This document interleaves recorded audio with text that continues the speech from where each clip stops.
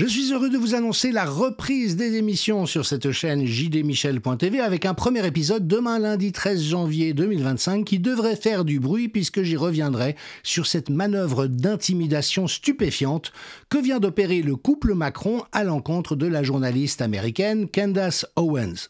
Alors je vous rappelle que je me suis intéressé depuis un certain temps à cette affaire en respect du fait qu'il y a un évident lézard dont je ne connais pas la nature, je ne sais pas où il se trouve, mais toujours est-il qu'il est évident que le couple Macron lui-même fait tout ce qu'il peut pour entretenir l'ambiguïté, nourrir les suspicions là où il aurait été tellement simple de lever tout soupçon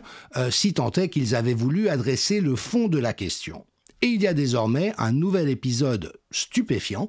avec une récente visite de Candace Owens en France à l'invitation d'un journaliste français qui prétendait détenir des preuves d'une transition de genre et d'une usurpation d'identité de Brigitte Macron. Dans la foulée, le couple Macron a fait envoyer une lettre d'avocat par un prestigieux cabinet d'avocats parisien et cette lettre est la plus hallucinante à laquelle on puisse penser parce qu'elle contient un ensemble de menaces parfaitement déplacées, des raisonnements oiseux et surtout contient un stupéfiant aveu du détournement de mineurs, qui est quand même,